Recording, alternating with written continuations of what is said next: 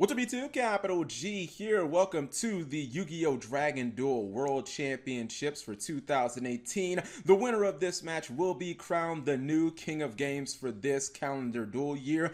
And this is an incredibly important match. We have Charlie Futch III from the United States of America. Go America! And then we have Kai Heidinger from, it appears, Germany. And this is really interesting. Let's see. All right, so it is a Gouki mirror match, and we had Junk Forward Summon, then Marauding Captain, then Octo Stretch, and it looks like Winter Cherries was used, and Called by the Grave was used in response to Winter Cherries to banish it. That's a really important play. He's obviously trying to go for Isolde. You can ignore the Link Karibo in the center if you're, someone fairly new to Yu-Gi-Oh! It's basically just to, make sure that the players know where all the columns are. It's not actually a monster on the field, so Isolde's going to be summoned.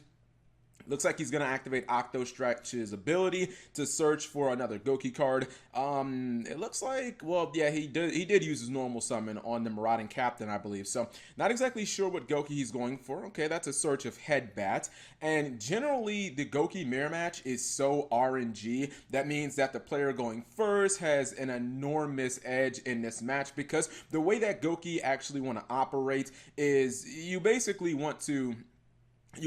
just kind of want an extra link, which means just summoning a bunch of link monsters, making it so your opponent can't get to those. Oh yes, I forgot he had the Isolde search as well. And you know what? I'm not exactly sure. I think he may have added Headbat from Octo Stretch and then added Suplex from the Isolde. Okay, so he gets 2 warrior searches. Looks like he's going to get Phoenix Blade. Oh, he's trying to dump. Okay, he's trying to use Isolde's effect to special summon one of his monsters from his deck by dumping the Divine Phoenix Blade into the graveyard, but Infinite Impermanence is going to shut that down. This means Charlie Futch has a pretty good chance of his opponent not being able to make any more plays here, because you kind of need to get the Firewall Dragon if you're going to unload your hand. The way the Gouki's work is basically you get Firewall Dragon off the field. Isolde is kind of the catalyst for the entire deck. She is the win condition. You get Isolde, you search a warrior, then you summon a warrior, you get Divine Sword in the graveyard, which you'll use with your Nightmare effects. And essentially, once you get the Firewall Dragon, you constantly summon your Goukis from your hand, and then when the Goukis leave from the field to the graveyard, they actually float into other Gouki cards, and they have kind of a double monster reborn in Gouki rematch. And essentially, you're not, like, you don't run out of resources until you have about 5 or 6 link monsters on the field, and the way that you actually summon them, your opponent will not be able to use the extra deck at all. So let's see what he's going to go for. Okay, looks like he's going for a second Isolde. All right, interesting play. All right, well, he had 2 warrior monsters. Not a play that I would consider very, it's not a conventional play, but he is going for Isolde number 2. And I think he may have actually just found out that Isolde's second effect, the effect to dump spells and traps into the, or equip spells into the graveyard to summon a monster from your deck. I think he may have just realized that that is a hard once per turn, unfortunately. So that second Isolde on the field isn't really going to do much for him. That's really unfortunate for him. So let's see where he's going to go with this. At this point, oh no, he passes. I was going to say he probably would need Soul Charge to get out of this, but his opponent, Charlie, basically, I don't want to say this is a free game, but this is pretty much a free game as he summons the Speedroid Terratop. Speedroid Terratop is going to get himself Take Temborg, which he then just special summoned. He's going to go for almost certainly MX Saber Invoker to get Gouki Suplex straight from his deck. There's the the MX Saber Invoker. Detaches a material. He has not committed his normal summon. So, as I said before, getting to Isolde is pretty much the number one. Like, it's your number one priority when playing Goukis, and he's going to be able to do it without using his normal summon. He's also going to be able to activate Isolde's ability, and he's going to activate Suplex's ability as well. I believe Suplex is Chain Link 2, so we'll see what happens here. All right, looks like Kai's just looking at his graveyard. All right, so he's getting a copy of Headbat, and also he'll be able to search from the Isolde. So he'll basically be able to get 2 warrior monsters, and he is not. The scary part is he has not committed his normal summon. And if he gets something like Gouki Suplex that can summon 2 monsters, then it can get really, really bad. Now, he has already activated the Suplex's ability to surge, but he can still activate the special summon ability. So we'll see where he goes with this. All right, so it looks like he's just looking through his deck, basically weighing his options. And if you're Kai, I think at this point, as bad as this seems to say that the duel was ultimately decided in the first turn, he did make a mistake, and that mistake was critical. And I believe that this duel is probably going to be over. I don't think a single Isolde and nothing else is going to stand up to what Charlie is able to do, especially when he has his normal summon, and he actually did search a suplex. When he has his normal summon, and then he also has all these searches, I think that he's clearly going to be able to overwhelm you, and I don't really see a way that he's going to be able to win this duel. So I think you just have to mentally not tilt, stay focused, and probably prepare for the second duel. But things can happen. Charlie can end up misplaying, and maybe the duel isn't over. So Octo Stretch hits the field. He used Isolde's ability to dump Phoenix Blade into the graveyard to special summon the Octo Stretch. Now Headbat is on the field as well. He discarded the Suplex. And now he has, that's Nightmare Goblin. That'll give him an additional normal summon, and he hasn't even used his first normal summon if he wants to activate that ability. Let's see if he'll do that. He is going to get more searches. Looks like he's going to search for a copy of Gouki Rematch and Gouki Rescorpio. Okay, so let's see. Actually, hold on. Is that Rescorpio, Suplex, and... I know I'm missing one. Maybe that isn't Rescorpio. All right, no matter. Looks like he's going for another Link 2. Actually, no, he's using his Isolde, so that would actually be a Link 4. 2 links from the Isolde and then 2 monsters on board. That gives you the Firewall Dragon. At this point, the world is basically his oyster. He's going to be able to massively special summon a lot and draw some cards potentially off the Nightmare effects because they have the ability to let you summon. All right, he's giving up his Nightmare Goblin. That's going to give him Nightmare Mermaid. He's going to pitch the Phoenix Blade, which is basically a free card. He banished 2 warriors to get that back to his hand. The deck has basically all warrior monsters except for the hand traps. Here comes Corruptor Iblis, and this is where you can just constantly use Firewall Dragon. Anytime a monster leaves the field, Firewall Dragon's ability kicks in and it lets you special summon a monster from your hand. So you can just activate that over and over and over again. Now they do have a rule, from my understanding, at the Worlds where players do have to pile shuffle. It's just to make sure no cards get stuck together.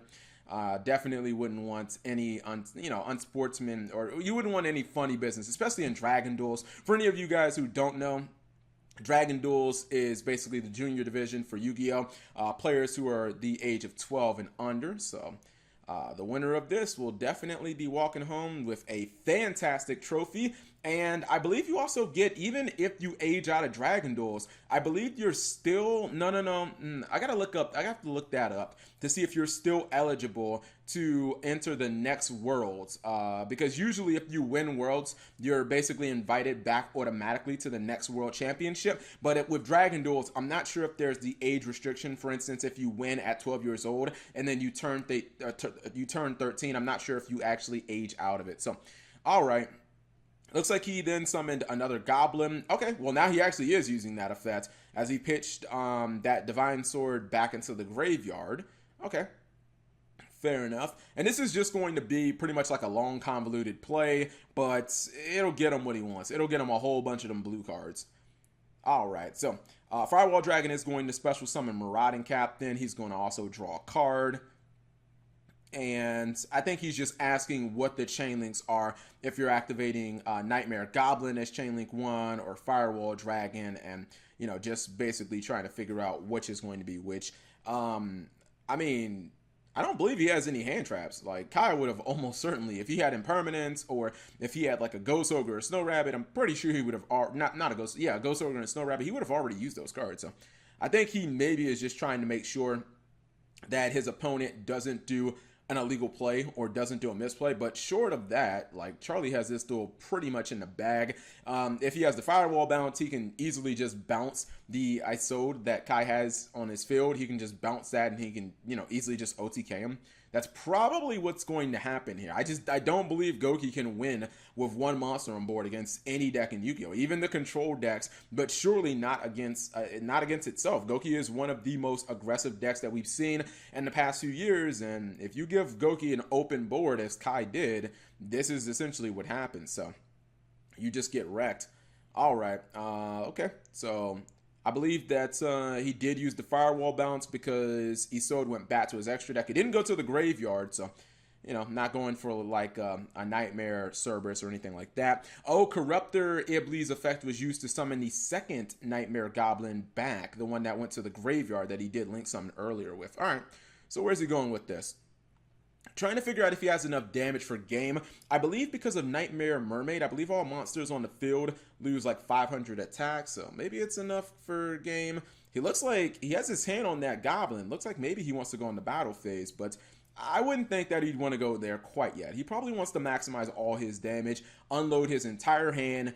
There's not going to be any goers or battle faders or anything like that. At least I don't see that happening. I mean, you never know. People have all types of crazy deck lists. Okay, looks like he might want to give up Corruptor Iblis and Firewall Dragon to link summon. What would that be? Okay, I thought maybe he was going to go for like a Nightmare Cerberus or maybe a Nightmare Phoenix or something like that, a link 2. Not sure that would make a lot of sense. He'd actually lose damage there. Okay, so looks like he's going for another link 4. He gave 2 links and 2 monsters. That's 4. Could we see... Oh, could we... No. I was thinking, could we see Boil Sword Dragon? Okay, I believe that is Boil Low Dragon. Yeah, you know, if he does summon Boil Sword Dragon and then he has Firewall's ability to special summon a monster, that would be good. All right, Octo Stretch. Looks like he might give that up for the Link Karibo. All right, there's the little Link Karibo coming out. And... Oh, Monster Reborn. That is clutch. Okay, because I was thinking he doesn't quite have the damage yet. I mean, Borlo Dragon is 3,000 attack and Firewall's 2,500. Okay, he summons Rescorpio, and I believe that that's pretty much a wrap. He just needs to go into battle phase. He's entering battle phase. Firewall Dragon's attacking. Short of those cards that I named earlier, something like Gore's Emissary of Darkness, Battle Fader, Swift Scarecrow, Kai is going to lose his duel. He's attacking with every monster on the field. I was wondering where he was going to get that damage, but that Monster Reborn just did it. Okay. Do I have my Gouki names mixed up? Oh, I know what it is. I'm thinking that the green one was Rescorpio, but I'm pretty sure that's Twist Cobra. All right, yeah, Rescorpio is definitely the guy on the field towards the bottom of the screen next to Monster Reborn, and Charlie's going to take this duel down. You don't need to calculate this. That's enough damage on board. That is definitely enough damage on board with the Monster Reborn, and it looks like they're going to scoop it up. All right, going to game 2. Now, the interesting thing is, when it comes to the Gouki mirror match, I believe they don't really play any cards to deal with established boards. They basically just try to prevent the board from ever being established. It's like, instead of treating the disease, you basically try to prevent it. I mean, it can be a good strategy, but the problem is Gouki runs so many cards in the main deck, as we saw with that Called by the Grave. So they're going to shuffle up, and we're going to see exactly where this is going to go. And... one match away from being crowned world champion, and Kai just has to shake off that misplay. It was a mistake. It probably did cost him the duel. When he had the Called by the Grave for the Winter Cherries, that should have been essentially just the go button, but unfortunately his opponent, he did have that impermanence, and that impermanence, he had basically 2 ways of disrupting his opponent on turn 0, and that is critical. So we'll see exactly where this is going to go. They're just going to shuffle up after a little bit of side deck. Oh, wow. Looks like side decking's already done. That tells you something. That tells you, I mean, if they're already shuffling, that means that they're done with the side decking. That tells you that they probably have sided very few cards. Well, actually, maybe Kai didn't side anything at all, because he went first in the first duel, and he's probably going to go first again. So I'm wondering if he just thinks, all right, well, there was a misplay there. The guy had double disruptors. I don't think that that's going to happen again. There's no reason for me to switch up my game plan when my game plan should have worked. And I mean, maybe if you're Charlie, you're just thinking, well, I won going second. How much do I really have to change? If he's running Winter Cherries in the main deck, you got to feel confident about that, even though it didn't actually work in the first duel. So we'll see where this duel is actually going to go. I've never quite loved that at the World Championships, players use the same sleeves, because in a mirror match, it can be so incredibly easy for players to get cards mixed up. Considering if you're playing a mirror match, you're both playing the same deck, and a lot of times your decks are going to be almost identical, especially in a tournament like this. You're going to have a lot of the same cards. So it's very easy for you to look through your graveyard or, card placement on the field. Oh man, was that your card? Cards end up getting misplaced, and all of a sudden you have a 39 deck card, your opponent has a 41 deck card, and the entire game state is just messed up at that point. So I understand why they do it. It's so that, there can be no questions to foul play, whether players come in, back in the old days, players would try to use marked sleeves. I don't think anyone would be dumb enough to try that at Worlds, but, I just kind of wish that they would use different variants, maybe like 3 or 4 colors. You could have maybe some black sleeves, white, gold, silver, something like that. Just, different variants to give the matches, just a little, or to give the players a little distinction. So all you got to remember at that point is, hey, I've got the silver, he has the white, or I've got the black and he has the gold, etc., etc. All right, so looks like they're shuffling up. I expect Kai to go first again, and we'll see exactly where this is going to go. Okay, so it looks like they're ready. They have cut. They're probably gonna offer a handshake, and they'll basically get right to it. Okay. Just appears to be talking to the... Oh, no, excuse me. Judges are actually shuffling.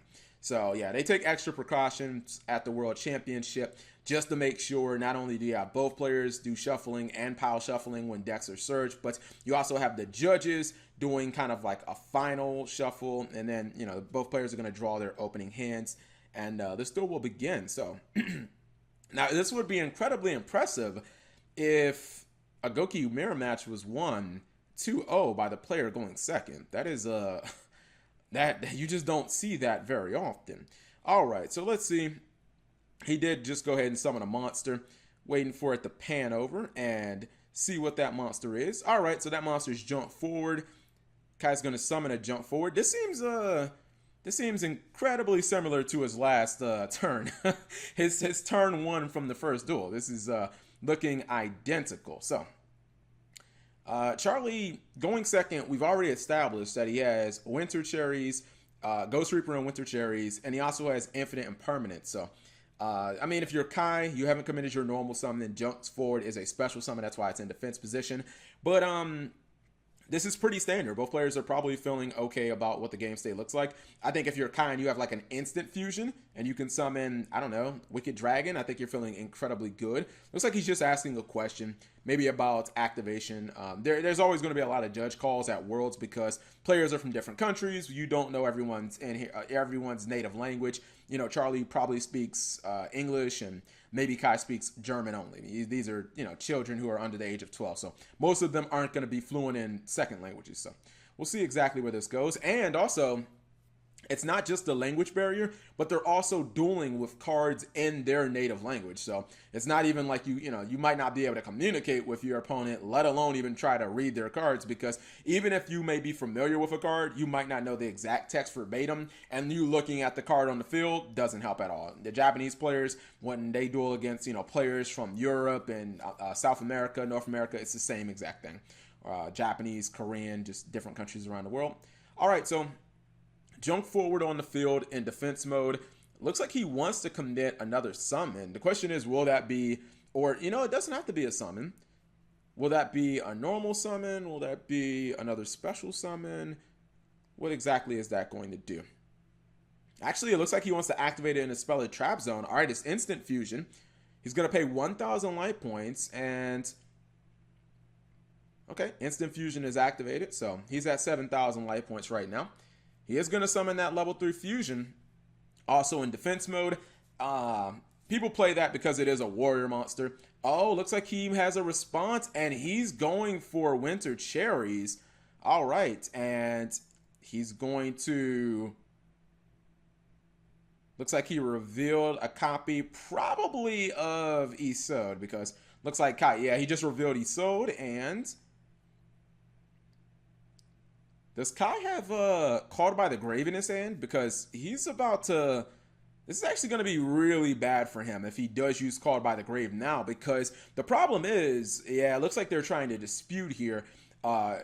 When Charlie reveals, when you ask for a response after activating Winter Cherries and Ghost Reaper and Winter Cherries, if your opponent lets you basically reveal the card from your extra deck, you are now in the process of resolving. They cannot use something. They have lost their ability to chain. They cannot use Solemn Strike. They cannot use something like Psyframe. Well, no, Gamma wouldn't be applicable there. You'd have a monster on the field. But Called by the Grave would be another example. You're actually in the process of resolving the effect of Winter Cherries, and I think that that's what's being told to Kyan. He seems not happy about that. As you see, his Isolde just got banished at the top of the screen, and this is bad for so many reasons. Number one, he had the counter to the Winter Cherries. Number two, he lost his Isolde, which again is the card that is the catalyst for the win condition. And then number three, you now have given your opponent information. Your opponent now knows what is in your hand. They know that you have Called by the Grave, so they're going to do everything. Charlie's going to do everything possible to play around it and make that card dead. And let's just see where he goes. I don't know where he goes from there. All right, so he has Gouki Suplex, and is he still going to go for Invoker? No, he doesn't have any copies of Isolde. They're both banished.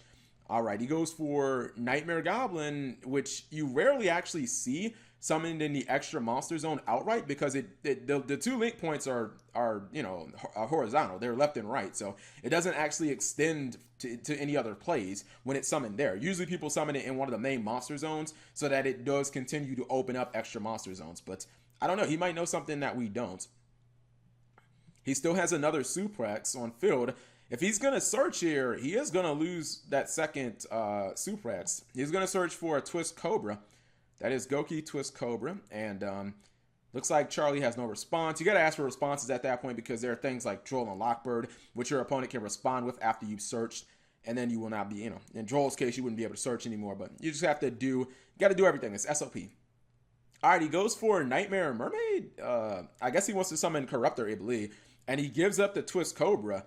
Oh, man, if he only has one card in his hand, this is going to be a terrible board.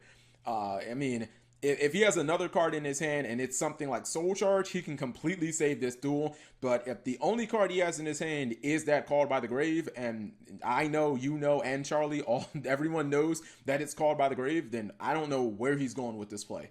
Because he's not what he has on the board, considering his Gouki Suplex, which is at the bottom of the screen, has already used its effect. His Junk Forward is basically a vanilla monster at this point. And then his Corruptor Iblis has to be, he can't special summon unless he link summons. So I just don't know where exactly he goes with this play. He's definitely not going to extra link. Now, if he can pull a Soul Charge out of somewhere, yeah, it appears that he only has one card, maybe. If he has another card in his hand, then okay, but at this point, Soul Charge is kind of the only thing that'll bail you out. I don't even think Gouki Rematch would, because he's kind of out of searches. So Soul Charge would have to be that card where you just pay like 5,000 life points. He's going to go ahead, he's going to link summon a Nightmare Cerberus. Not exactly sure why. All right, he's going to give his opponent Corruptor Iblis. Now, generally, that is a decent stun play, but the problem is Charlie's also running Nightmare Mermaid. We saw that in the first duel, so that doesn't do anything. He's going to go for Nightmare Phoenix. I actually think that was a really big mistake. Why not just keep the Suplex on board, so if Charlie kills it, you at least get the search? Now you've cut your engine completely off. It appears he has no hand at all, so we know what the face down card. The face down card has to be Called by the Grave, because we already knew he tried to activate it. If he would have simply kept the Suplex on board, at least when it dies, he gets another search. Maybe Charlie ends up making a misplay. He can search a rematch, and he can try to start climbing up the ladder again. But with this play, he has nothing. He has two fairly mediocre link monsters on the field. They're mediocre if you have them on the field by themselves. I mean, yes, I guess they're co-linked, and that's cute, but they're really not that big of a threat. He can summon a Borreload like he did in the first duel and completely wreck this board. So we'll see where he goes. I'm guessing that Charlie Futch's first play is going to be simply getting rid of the Corruptor Iblis, probably to summon Nightmare Mermaid. Because we already know he plays one. All Goukis play it, because if you're playing Corruptor, you're probably going to play Mermaid. So let's see if he goes for that. It's incredibly easy for Gouki to get it off the field. Looks like he is going to send it to the graveyard for a link summon. And there's the Nightmare Mermaid. The question is, does he want to use the ability of the Nightmare Mermaid, pitch something from his hand, get the Corruptor? I'm guessing probably not.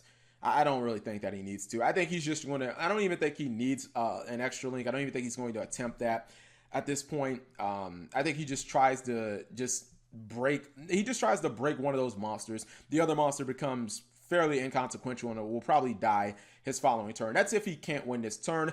Although he does have to play around Called by the Grave. Let's not discount that. Called by the Grave can be a disruptive card. If he uses like Monster Reborn as he did in the first duel, it can take away his target. It can take away his ability to search with one of his Goukis by banishing the card immediately and negating the effect. So, I mean, Kai has one opportunity to essentially stall out and then hope to goodness he can top deck grade. So, I believe actually, no, looks like he is activating the Mermaid effect. Okay. And he is going to summon the Corruptor Ibli. All right, I stand corrected. I thought he wasn't going to use the ability, but looks like he decided I am going to use that ability. Okay, so maybe he has some plans for that Corruptor Ibli. Could he turn it into maybe a Nightmare Cerberus of his own and go for, maybe that type of play? Or nah, Nightmare Goblin I don't think would make sense, but Nightmare Cerberus, maybe Nightmare Phoenix to force out the Called by the Grave. That could be an option as well. I mean, he has some plays here. And the biggest thing is, as we saw in the first duel, he had not committed his normal summon. Gouki is an incredibly scary deck. All right, there is the normal summon for Gouki Suplex, and he did not activate the ability. Okay, did not want to special summon another monster, but he is going to link summon for Nightmare Cerberus. Looks like he's activating Gouki Suplex's ability. All right, so he's going to get a search here, and he'll be able to add any Gouki monster. Has to reveal that to Kai, obviously. And, oh man, I just don't know. Short of Charlie completely throwing this duel and making a colossal misplay or just having an absolute brain fart where he's just like, duh, in turn, I don't see how he just doesn't run him over like he did in the first duel. I mean, it was a simple mistake Kai made twice. And it's actually interesting because they were both fairly similar. He asked for, I guess he asked what Charlie was revealing when he activated Ghost Reaper and Winter Cherries, and unfortunately you cannot do that. Well, you can because he did it, but if you do that, you lose your ability to respond to the effect of respond to the effect of Winter Cherries, because at that point you're in the process of resolving the card. If you wanted to use Called by the Grave, then your opponent, you'd have to do it before your opponent shows you, and your opponent will always say, do you have a response? And that window, he took it, but he just kind of misplayed. All right, so he does actually link summon for Nightmare Unicorn. Looks like he's trying to threaten the Called by the Grave, and I believe he pitched Gouki Hugbear, but I don't know. What can Call of the Grave hit? You know what's interesting? I find it interesting that Kai didn't use Called by the Grave on the Suplex, because he could have actually stopped the search there. And maybe that could have done something, because you have to know that you're not going to get much value out of it. So he's going to get rid of the Gouki monster, but he's not getting like real value out of it. I think he should have actually just prematurely used it on the Suplex. Looks like Living Fossil is going to be activated. It's like a pseudo watered down Monster Reborn. It does give you the ability to special summon a monster back. Looks like he's getting jumped forward. That was pitched to the graveyard earlier. And now he has instant fusion. That'll give him another level 3. Yeah, Living Fossil, the monster doesn't have any effects or anything like that. It's not really useful, but it is super useful if you want to convert that monster into an Xyz summon or into a Link summon. Looks like he's going for Xyz summoning, one of my favorite mechanics. Not my favorite. Fusion summon's my favorite, but he has to pay 1,000 life points for instant fusion. Looks like they're adjusting the life points there. Both players using instant fusion on their first turn. He goes into MX Saber Invoker to summon Gouki Suplex. Now, he did activate that effect already, so as he does send this to the graveyard, he will not be able to get another search from this. That is locked into a hard once per turn effect, so let's see what Link 2 he's going to go for. Maybe Isolde. Isolde is the card. Usually you don't see Isolde like this late in Gouki turns, but I mean, this was a little different. He did start his turn off with Corruptor Ibli on this side of the field, so he basically had to get rid of that before he could go into Isolde. As I said, Isolde is the catalyst for the entire Gouki deck, and it's the card that basically wins them the game. She provides you with a search the second that you summon her. She provides you with the ability to get the Divine Phoenix Blade into the graveyard, which you will use multiple times in a turn. So that's kind of like a second plus. And then she also gives you the ability to summon a monster straight from your deck as you send that Divine Phoenix Blade to the graveyard. Usually it's Gouki Octo Stretch, but I don't know, you could be running some weird hybrid deck of Gouki, some weird build that maybe runs a bunch of equips, but yeah, usually it's just a copy of Octo Stretch. So Marauding Captain was added. Honestly, it's probably just going to be discarded with a Nightmare effect. It might not even be summoned. He is going to activate the summon ability. That means you're going to see Divine Phoenix Blade, which just popped into the graveyard. And you're going to see Gouki Octo Stretch hit the board. Where exactly? All right, there's Gouki Octo Stretch in defense mode.